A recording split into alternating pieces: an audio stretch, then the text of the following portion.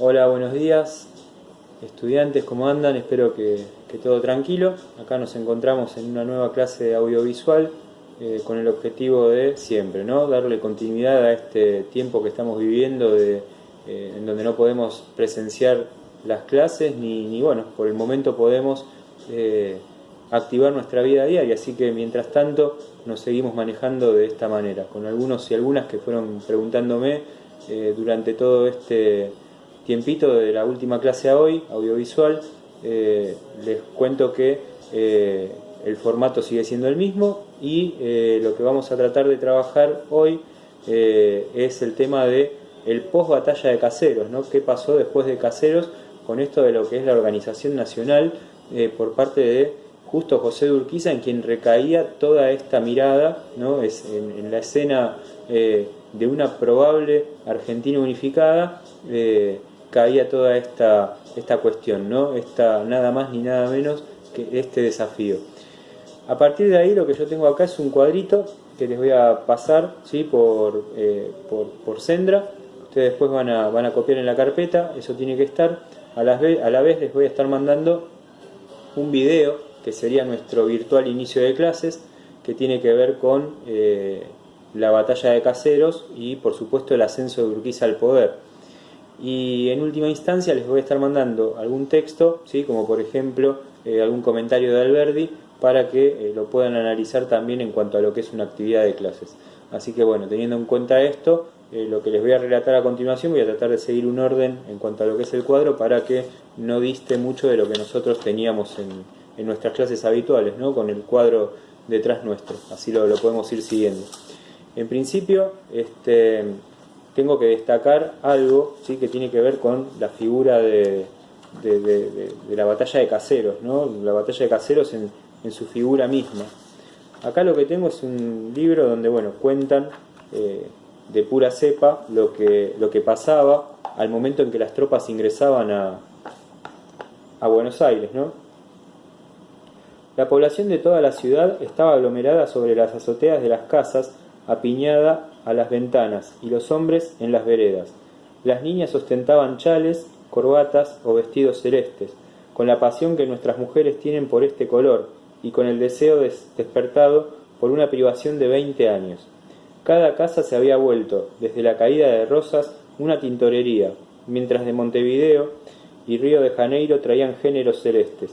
Los millares de ramilletes que solo el general se echaban desde las azoteas y ventanas estaban amarrados con cintas celestes y blancas. Ningún hombre tenía cinta colorada en el sombrero. Y si algunos la llevaban, era para peor, por la insignificancia de las personas. Esto lo escribe Adolfo Saldías, Un siglo de instituciones, es de Buenos Aires, en el centenario de la Revolución de Mayo, ¿sí? Y lo que trata de retratar es un poquito el comentario que hacía Sarmiento, editorialmente hablando, para expresar lo que había sido la batalla de Caseros, ¿no? Entonces, acá tenemos un avistaje, ¿no? de lo que querían producir desde los medios de comunicación, desde la información misma, esto de se terminó el federalismo, se terminó el color rojo, empieza un momento en el que el color celeste va a ser el predominante. Sarmiento había pertenecido a una generación que era la generación del 37, que compartía de alguna manera con Mitre y con Alberdi algo fundamental. Todos habían sido exiliados por pensar distinto a Rosas. Basado en esto, quiero hacer el particular llamado de atención de que cuando Urquiza toma el poder, ¿sí? En la recepción de lo que eran los personajes políticos de la época, pedía que vistieran con una divisa color rojo, ¿sí? Por lo cual muchos asociaban esto a la figura despótica de Rosas y decían esto es parte de las arbitrariedades del federalismo, ¿no? Y acá enmarcamos a Urquiza en un lugar muy particular también, ¿sí? Urquiza decía todo esto que en realidad no era cierta esa aseveración porque eran resultados espontáneos elegidos por las provincias, es decir, vestir el color rojo. Entonces aquellos que querían visitarlo podían utilizar este tipo de llamado, ¿no? En lo que sigue, nosotros vamos a hablar de lo que fue la composición de este Estado, de esta organización nacional, ¿sí? Que trata de unificar de alguna manera el criterio de distintas provincias y lo va a hacer en torno a acuerdos sobre todo, pero uno muy importante, que es el acuerdo constitucional, el que se va a dar en 1853 y bajo el orden de Urquiza como una sombra política operando todo el tiempo, ¿no?, para que esto así suceda. Nosotros hemos marcado una gran diferencia.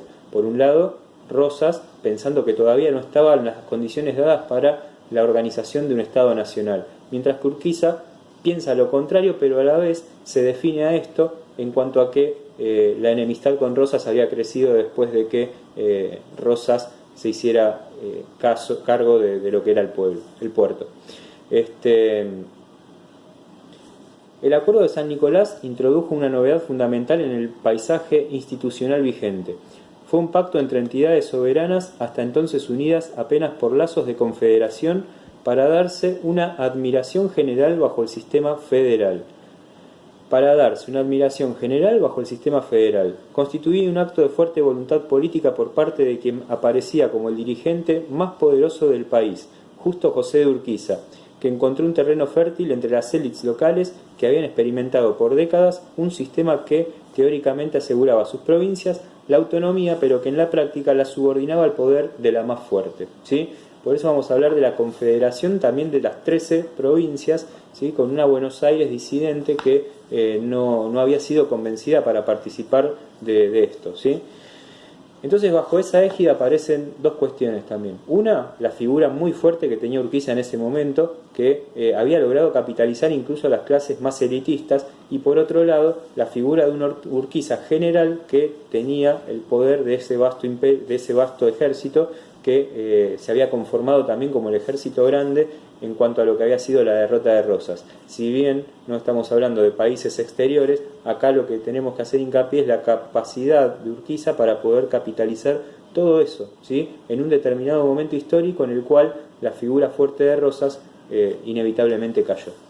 Después también les voy a dejar ahí una carta que Rosas le envía a Urquiza, en donde lo pondera por la ayuda brindada, ¿no?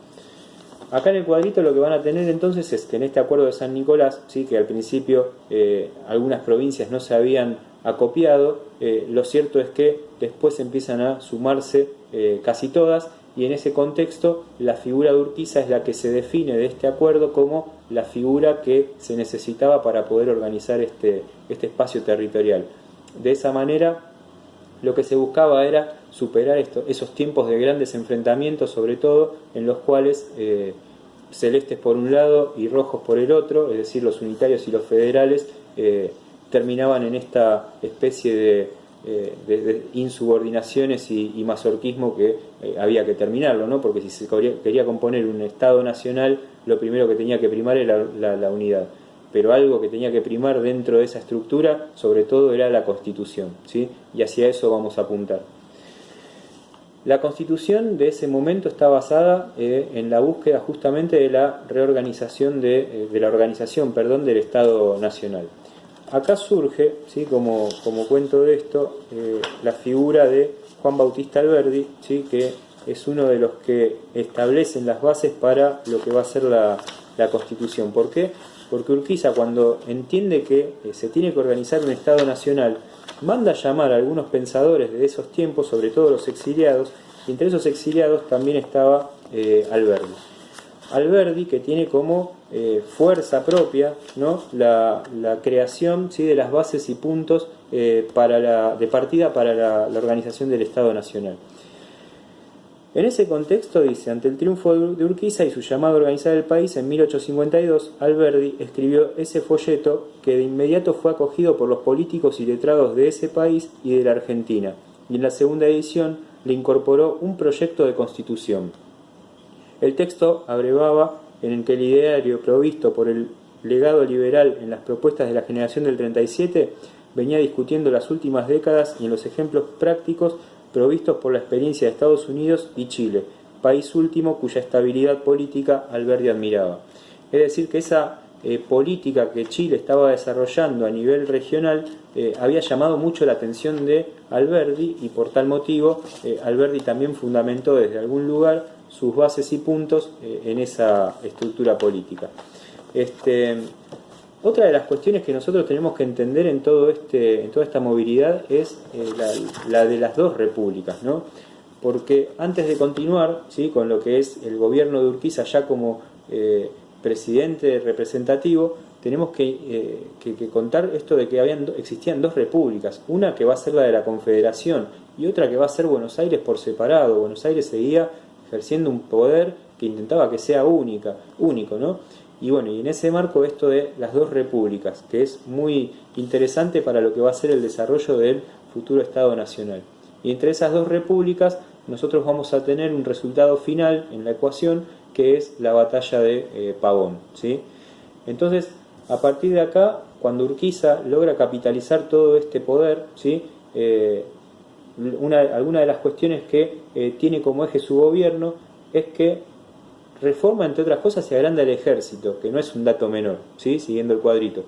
No es un dato menor porque en esa búsqueda de agrandar el ejército, el poder lo tiene el verdadero Urquiza, ¿no?, que era un general reconocido en todos lados.